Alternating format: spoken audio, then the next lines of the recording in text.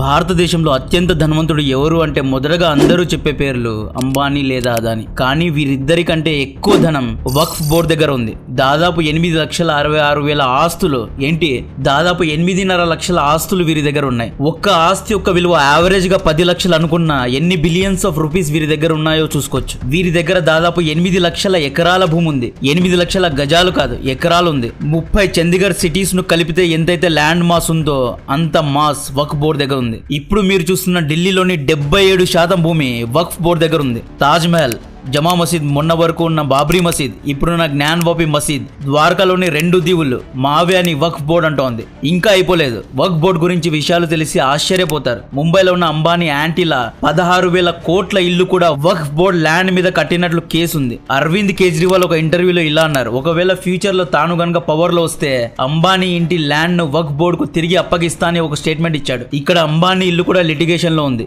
ఇవన్నీ కాదు, తమిళనాడులోని 1500 ఏళ్ల చోళ టెంపుల్ వక్ఫ్ బోర్డు భూమి మీద ఉంది అన్న విషయం మీకు తెలుసా? హైదరాబాద్ లో ఉన్న 42% భూములు వక్ఫ్ బోర్డు అండర్ లో ఉన్నాయి. హైదరాబాద్ లో ఉన్న ఫేమస్ విప్రో క్యాంపస్ చూసారా, అది కూడా వక్ఫ్ బోర్డు ప్రాపర్టీనే. ఢిల్లీ ఎయిర్పోర్ట్ కూడా వక్ఫ్ బోర్డుదే. మీ కర్మగాలి మీ భూమి గనుక వక్ఫ్ బోర్డు కిందకు వెళ్లిపోయిందా, సుప్రీం కోర్టు, రాజ్యాంగం, చట్టాలు ఎవ్వరు కూడా ఏమీ చేయలేవు. మీరు జీవితాంతం కోర్టు చుట్టూ తిరిగినా గానీ మీ ఆస్తి మీకు దక్కదు. వక్ఫ్ బోర్డుకు అగేన్స్ట్ గా రాజ్యాంగంలో చట్టాలు లేవు. హైకోర్టు, సుప్రీం కోర్టు కూడా ఏమీ చేయలేవు. If your property comes under waqf then it's waqf forever. Waqf act section 40లో ఒక చట్టం ఉంది. ఒకవేళ మీ ప్రాపర్టీను వక్ఫ్ బోర్డు క్లెయిమ్ చేసిందా, జీవితాంతం కోట్ల చుట్టూ తిరిగినా మీ ఆస్తి మీకు దక్కదు. నేను భయపెట్టించడం లేదండి, ఇది ఫ్యాక్ట్. కావాలంటే ఎవరి దగ్గరైనా ఫ్యాక్ట్ చెక్ చేసుకోవచ్చు. ఇప్పుడు వక్ఫ్ బోర్డు అంటే ఏంటి, ఈ సంస్థను ఎలా స్థాపించారు, ఎవరు స్థాపించారు, వక్ఫ్ బోర్డు కారణంగా రాబోయే సమస్యలేంటి, వక్ఫ్ బోర్డును తీసివేయచ్చా, తీసివేయాలంటే ఒక పార్టీకు ఎటువంటి పవర్స్ ఉండాలి వంటి విషయాలు డీటెయిల్ గా ఎక్స్ప్లెయిన్ చేస్తాను. ఇటువంటి వీడియోస్ యొక్క రీచ్ ను నొక్కేస్తారు కాబట్టి వీడియోను లైక్ చేయండి, ఎంత వీలైతే అంత మందికి షేర్ చేయండి. Crore rupees worth of land is owned by the Waqf Board. Living in 6 Hindu-dominated villages in Tamil Nadu's Trichy area are in a state of shock. They were rudely informed that the lands they owned for decades altogether had been claimed by the Waqf Board. Great impunity. Perhaps the reason behind this is the Waqf Act itself. WAKF వక్ఫ్ అంటే ఉర్దూలో meaning stopping లేదా నిర్బంధించడం. పేరులోనే clear గా ఉంది. ఒక ప్రాపర్టీను నిర్బంధించడం, confine చేయడం, detention చేయడాన్నే వక్ఫ్ అంటారు. ఈ సంస్థను నడిపే వారి యొక్క సమూహాన్ని బోర్డు అంటారు. రెండింటినీ కలిపితే వక్ఫ్ బోర్డు అంటారు. ఇస్లాం షరియా లా ప్రకారం ఒక ప్రాపర్టీ వక్ఫ్ కిందకు వస్తే దాన్ని రిలీజియస్ ప్రాపర్టీగా అల్లా యొక్క ప్రాపర్టీ కిందకు వస్తుంది. దాని తర్వాత మీ ప్రాపర్టీను ఎవ్వరూ సేల్ చేయలేరు. వన్స్ ప్రాపర్టీ వక్ఫ్ బోర్డు కిందకు వచ్చేస్తే దాన్ని ఎవ్వరూ కొనలేరు. ఫర్ ఎవర్ అది వక్ఫ్ బోర్డు దగ్గర ఉంటుంది అన్నమాట. ఆ ప్రాపర్టీ పర్మనెంట్ గా అల్లాకు అంకితం అవుతుంది. అది అల్లా ఆస్తిగా భావిస్తారు. కట్ చేస్తే ఢిల్లీ సుల్తానేట్ టైం పీరియడ్ లో అంటే 1210 CE లో ఢిల్లీ సుల్తాన్ మౌజుద్దీన్ సామ్ గోవర్ భారత భూములను తన సొంత మనుషులకు దానంగా ఇచ్చాడు. ఈ క్రమంలోనే ఆ సుల్తాన్ ఢిల్లీ రాజ్యంలోని 2 విలేజెస్ ను జమా మసీద్ ముల్తాన్ కు రాసి ఇచ్చాడు. తర్వాతి రోజుల్లో వేరు ముస్లిం ఆక్రమకారులు భారతదేశాన్ని పాలించసాగారు. వాకీఫ్ అనే వ్యక్తి వక్ఫ్ బోర్డు ను స్థాపించాడు. ఒకప్పుడు వక్ఫ్ బోర్డు అనేది ఒక చారిటబుల్ ట్రస్ట్ లాగా ఉండేది. ఇస్లామిక్ రాజులు ఎన్నో ప్రాపర్టీస్ ను, ఎన్నో భూములను వక్ఫ్ బోర్డు కు దానం చేసేవారు. ఈ విధంగా వక్ఫ్ ఖాతాలో ఆస్తులు యాడ్ అవుతూ వచ్చాయి. లేట్ 19th సెంచరీలో భారత్ పైన బ్రిటిష్ పాలన ఉన్నప్పుడు వక్ఫ్ బోర్డు పైన లండన్ ప్రైవీ కోర్టులో ఒక కేసు వేశారు. ఏమని కేసు వేశారు అంటే వక్ఫ్ బోర్డు చేసేది అన్కాన్స్టిట్యూషనల్, ఇది కరెక్ట్ కాదని కేసు వేశారు. ఈ వక్ఫ్ బోర్డును తీసివేయాలని కేసు వేశారు. 4 జడ్జీల బెంచ్ ఈ కేసును విని వక్ఫ్ బోర్డును ఇన్వాలిడ్ గా ధృవీకరించి ఒక తీర్పు ఇవ్వడం జరిగింది. బట్ ఈ తీర్పును అప్పటి కంబైన్డ్ ఇండియాలో ఉన్న ముస్లింస్ ఒప్పుకోలేదు. ముసల్మాన్ వక్ఫ్ వాలిడేటింగ్ యాక్ట్ ఆఫ్ 1913 అనే చట్టం వక్ఫ్ బోర్డును కాపాడింది. బ్రిటిష్ మన పైన ఆక్రమణ చేసింది కాబట్టి అప్పట్లో హిందూస్, ముస్లింస్ ఇద్దరు బ్రిటిష్ కు అగేన్స్ట్ గా ఉండేవారు కాబట్టి ఆబ్వియస్ గా ఆ సమయంలో బ్రిటిష్ తీర్పును ఎవరు యాక్సెప్ట్ చేయలేరు. సో ఈ విధంగా వక్ఫ్ బోర్డు 1947 వరకు కొనసాగింది. 1947 పార్టీషన్ తర్వాత హిందూ, ముస్లింస్, సిఖ్స్ ఇలా చాలా మంది పాకిస్తాన్ నుండి ఇండియాకు వచ్చారు. వీళ్ళు ఇండియాకు వచ్చినప్పుడు పాకిస్తాన్లో ఉన్న వారి యొక్క ప్రాపర్టీస్ను, వారి యొక్క ఇళ్లను, వారి యొక్క షాపుల పైన పాక్ ప్రభుత్వం అధికారం తీసుకుంది. అంటే పాక్ ప్రభుత్వం వారి యొక్క భూములను తీసుకుంది అన్నమాట. At the same time India నుండి కూడా కొంతమంది ముస్లిమ్స్ పాకిస్తాన్కు వెళ్లారు. వాళ్ళ యొక్క ఇళ్లను ఇండియన్ గవర్నమెంట్ తీసుకోవాలి కదా, కానీ ఇండియన్ గవర్నమెంట్ తీసుకోలేదు. ఆ భూములను ఇండియన్ గవర్నమెంట్ వక్ఫ్ బోర్డుకు అప్పగించింది అన్నమాట. ఈ విధంగా వక్ఫ్ బోర్డు దగ్గర ఇండియా నుండి పాకిస్తాన్కు వెళ్ళిన వారి యొక్క షాప్స్, వారి యొక్క ఇల్లు, వారి యొక్క అగ్రికల్చర్ ల్యాండ్స్ మొత్తం వక్ఫ్ బోర్డు ఖాతాలో చేరాయి. 1954లో నెహ్రూ గారు వక్ఫ్ బోర్డును సెంట్రలైజ్ చేశారు. వఫ్ యాక్ట్ 1954ను అమలు చేశారు. ఇంకా బాగా అడ్మినిస్టర్ చేసే చట్టాలు ఇచ్చారు. వఫ్ యొక్క మెయిన్ బ్రాంచ్ను ఢిల్లీలో ఉంచి ప్రతి ఒక్క రాష్ట్రంలో ఒక్కొక్క సబ్ బ్రాంచ్ను ఓపెన్ చేయించారు. వక్ఫ్ బోర్డ్ ఆంధ్రప్రదేశ్, వక్ఫ్ బోర్డ్ తమిళనాడు, వక్ఫ్ బోర్డ్ కర్ణాటక, ఇలా డిఫరెంట్ బ్రాంచెస్ను ఓపెన్ చేశారు అనమాట. దీని తర్వాత వఫ్ అడ్మినిస్ట్రేషన్ అంటే పరిపాలన ఇంకా స్ట్రాంగ్ అయింది. 1964లో అప్పటి ప్రభుత్వం వక్ఫ్ బోర్డును స్టాట్యుటరీ బాడీగా నియమించింది. స్టాట్యుటరీ బాడీ అంటే నాన్ కాన్స్టిట్యూషనల్ బాడీ. అంటే ఈ వక్ఫ్ బోర్డుకు రాజ్యాంగంలో ఉన్న చట్టాలకు ఎటువంటి సంబంధం ఉండదు. ఇది ఒక ఇండిపెండెంట్ బాడీగా ఉంటుంది. రాజ్యాంగానికి అతీతంగా వక్ఫ్ బోర్డుకు స్పెషల్ రైట్స్ ఇచ్చారు, స్పెషల్ చట్టాలు ఇచ్చారు. దీన్ని సింపుల్గా ఎక్స్ప్లెయిన్ చేస్తే హిందూ టెంపుల్స్ ఉన్నాయి, దీన్ని ప్రభుత్వం కంట్రోల్ చేస్తుంది.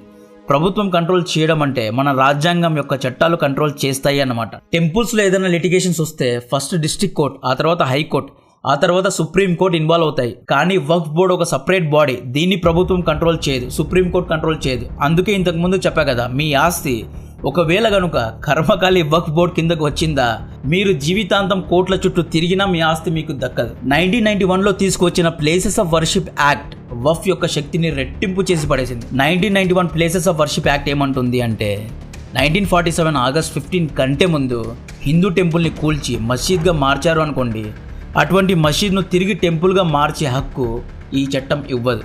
అంటే అది మసీద్ లాగానే ఉండిపోవాలి.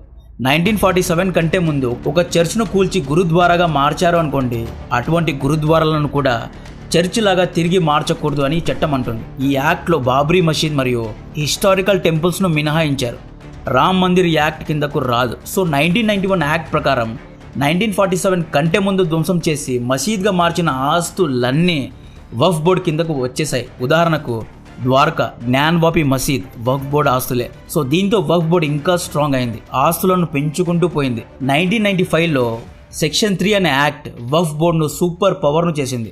ఈ యాక్ట్ ఏమంటుంది అంటే, ఈ చట్టం ఏమంటుందంటే, ఒకవేళ ఒక ప్రాపర్టీ వక్ఫ్ బోర్డుకు చెందింది అని అనిపిస్తే, జస్ట్ వక్ఫ్ బోర్డు అధికారులకు ఈ ప్రాపర్టీ మనదే అని అనిపిస్తే, ఎటువంటి ఆధారాలు, ఎటువంటి ప్రూఫ్స్ చూపించకుండా వక్ఫ్ బోర్డు ఆ ప్రాపర్టీను స్వాధీనం చేసుకోవచ్చు. ఎటువంటి ప్రూఫ్స్ కానీ ఎటువంటి ఆధారాలు కానీ అవసరమే లేదు. వక్ఫ్ బోర్డుకు అగేన్స్ట్గా మీరు కేసు వేయాలి అనుకుంటే హైకోర్టు, డిస్ట్రిక్ట్ కోర్టు, సుప్రీం కోర్టుకు వెళ్ళకూడదు. వక్ఫ్ సెక్షన్ 85 ప్రకారం, అంటే వక్ఫ్ సెక్షన్ 85 చట్టం ప్రకారం వక్ఫ్ బోర్డు యొక్క ట్రిబ్యునల్ కోర్టుకే వెళ్ళాలి. అంటే వక్ఫ్ బోర్డు యొక్క సపరేట్ కోర్టుకు వెళ్ళాలి. వక్ఫ్ ట్రిబ్యునల్ కోర్టు ఇచ్చే తీర్పే ఫైనల్. ఈ తీర్పును మీరు సుప్రీం కోర్టుకు వెళ్ళి ఛాలెంజ్ చేయలేరు. పొద్దున లేస్తే సెక్యులరిజం, ఈక్వాలిటీ, కాన్స్టిట్యూషన్ అని మాట్లాడే మనం దీనికంటే అన్కాన్స్టిట్యూషనల్ ఉందా అనేది మనకు మనమే ప్రశ్నించుకోవాలి. వక్ఫ్ అనేది ఒక సపరేట్ స్టాచ్యుటరీ బాడీ. కాశ్మీర్లో ఎలాగైతే ఒకప్పుడు ఆర్టికల్ 370, 35A అనే సపరేట్ చట్టాలు ఉండేవో, ఈ చట్టాలు ఎలాగైతే కాశ్మీర్కు సపరేట్ పిఎంను, సపరేట్ ఫ్లాగ్ను, సపరేట్ రాజ్యాంగాన్ని పెట్టుకునే హక్కును ఇచ్చిందో, వక్ఫ్ బోర్డు కూడా సేమ్ టు సేమ్ అలాగే ఉంటుంది. వక్ఫ్ ఎవ్వరికీ భయపడదు. వక్ఫ్ సుప్రీం కోర్ట్ అంటే ఎవరు అంటుంది. ఇస్లామిక్ దేశంలో కూడా ఇటువంటి వక్ఫ్ బోర్డు చట్టం లేదు. పాకిస్తాన్లో కూడా ఇటువంటి ఒక చట్టం లేదు.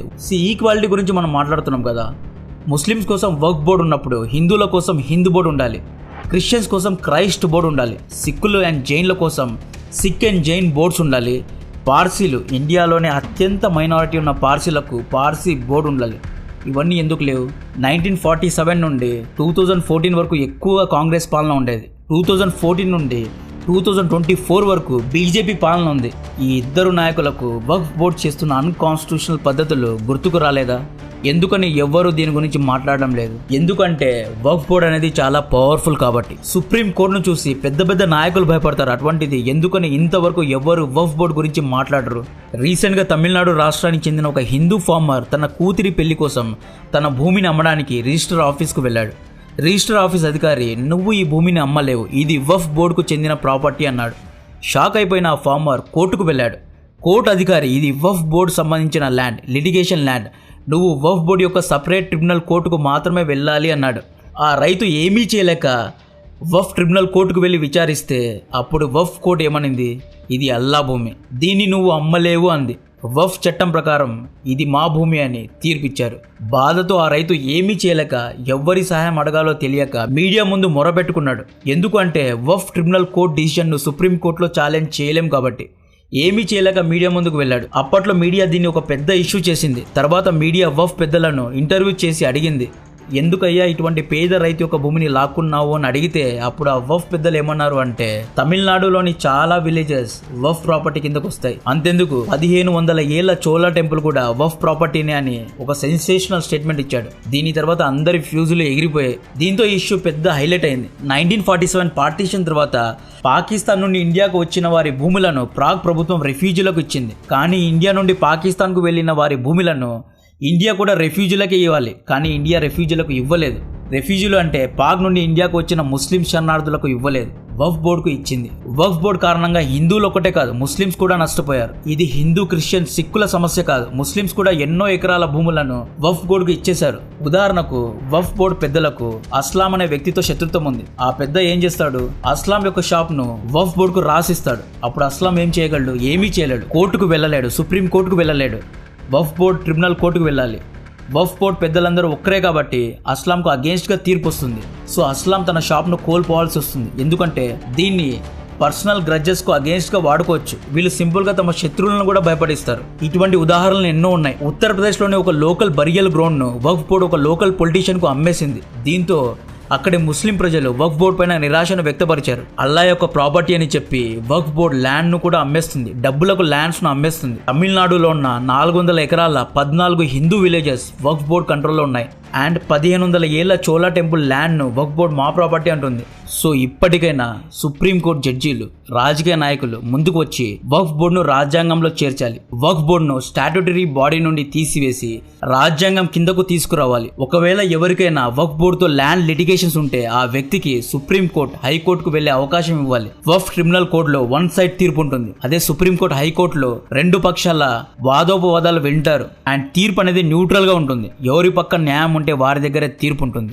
రాజకీయ నాయకులు అపీజ్మెంట్ పాలిటిక్స్ ను వదిలేసి ఇకనైనా దీన్ని కాన్స్టిట్యూషనలైజ్ చేయాలి. ఎందుకంటే హిందూస్ లో, క్రిస్టియన్స్ లో, సిక్స్ లో, పార్సీస్ లో ఇటువంటి వక్ఫ్ బోర్డు లేవు. ఓన్లీ ముస్లిమ్స్ కు మాత్రమే ఉన్నాయి. ఇది అన్కాన్స్టిట్యూషనల్, ఇది ఈక్వల్ కాదు. రేపొద్దున వక్ఫ్ బోర్డు ఇంకా స్ట్రాంగ్ అయిపోతే ఎవరి భూమైనా లాక్కోవచ్చు. ఎందుకంటే ఎటువంటి ప్రూఫ్స్ లేకుండా వక్ఫ్ భూములను క్లెయిమ్ చేయొచ్చు. ఇది వక్ఫ్ బోర్డుకు ఉన్న స్పెషల్ రైట్. తన శత్రువుల ల్యాండ్ ను కూడా వక్ఫ్ బోర్డు లాక్కోవచ్చు. ఇది కరెక్ట్ కాదు. ఇప్పటికైనా ప్రభుత్వాలు, పెద్దలు, సుప్రీంకోర్టు, హైకోర్టు జడ్జిలు అందరూ కూర్చొని, లేకపోతే దీని గురించి ఒక కమిషన్ వేసి విచారించి దీని గురించి ఒక సొల్యూషన్ తీసుకురావాలి. ఇక్కడ వక్ఫ్ బోర్డు ప్రాపర్టీస్ అన్ని లాక్కోండి అని చెప్పడం లేదు.